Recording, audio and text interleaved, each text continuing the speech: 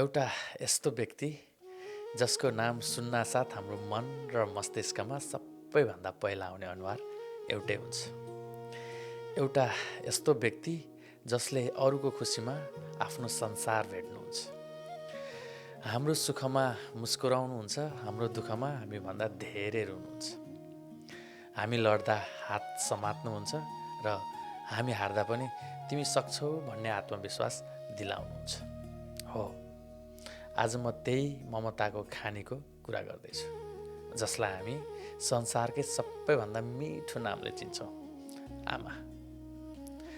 आमा भनेको केवल एउटा शब्द होइन, आमा भनेको हाम्रो पहिलो संसार हो। हामी जन्मनु अघि नै हाम्रो मुटुको धड्कन महसुस गर्ने पहिलो व्यक्ति आमा नै हुन्। 9 महिना गर्भमा बोकेर असह्य पीडा सहेर आफ्नो ज्यानको जोखिम उठाएर उहाँले हामीलाई यो संसार देखाउनु भयो। हामीलाई आफ्नो अनुहार याद छैन, तर आमालाई हामी रोएको पहिलो आवाज अझै याद हुन्छ। हामी बिरामी हुँदा, रातभर ज्वरो आउँदा घरका सबै निदाइरहेका हुन्छन्, तर आमा भने हाम्रो सिरानीमा बसेर पुरै रात जागिरहनुहुन्छ।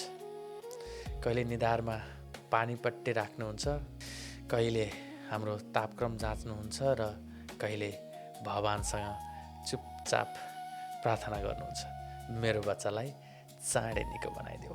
हामीलाई भोक लाग्दा उहाँले आफ्नो भोक बिर्सनुहुन्छ। हामीलाई नयाँ कपडा किनिदिन उहाँले आफ्ना रहरहरू थन्क्याउनुहुन्छ। हामीलाई राम्रो भविष्य दिन उहाँले आफ्ना धेरै सपनाहरू चुपचाप त्याग्नुहुन्छ र अचम्म के छ भने उहाँले कहिल्यै त्यसको हिसाब माग्नुहुन्न। अब हामी ठुला भइसकेका छौँ, जागिरे भएका छौँ, आफ्नो परिवार भएको छ, जिम्मेवारीहरू पनि धेरै बढेका छन्, तर आमाको मन भने आज पनि उस्तै छ। हामी बिरामी भएको खबर सुन्नासाथ उहाँको मन अशान्त हुन्छ। हामीलाई औषधि खान सम्झाउनुहुन्छ, आराम गर्न भन्नुहुन्छ।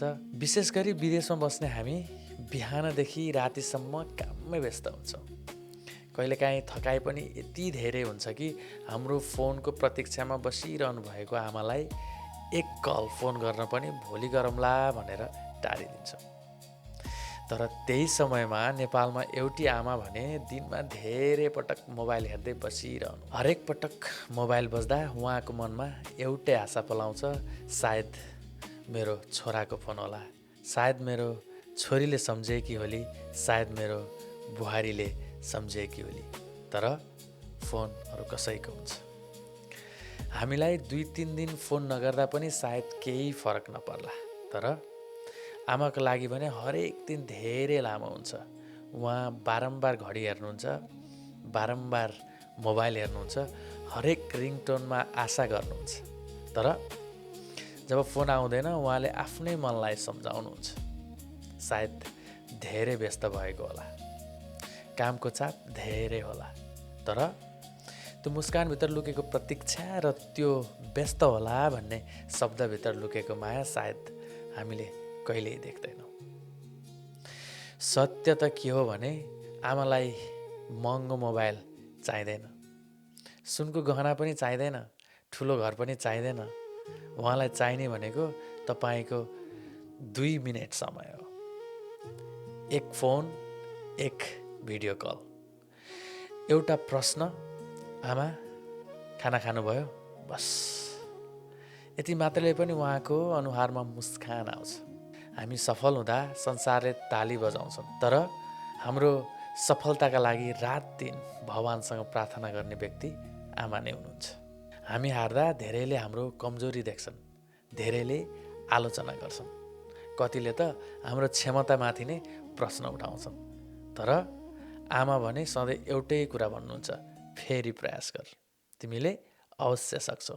उहाँको यही एउटा विश्वासले धेरै पटक हामीलाई फेरि उठ्न सिकाउँछ, फेरि हिँड्न हिम्मत दिन्छ र धेरै मानिसको जीवनलाई नयाँ दिशा दिन्छ।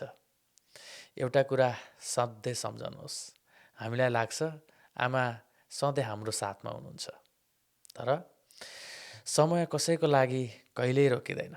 एक दिन यस्तो पनि आउन सक्छ जब हामीसँग प्रशस्त पैसा हुनेछ, समय पनि हुनेछ, तर फोन गर्ने त्यो नम्बर उठाउने आमा हुने छैन।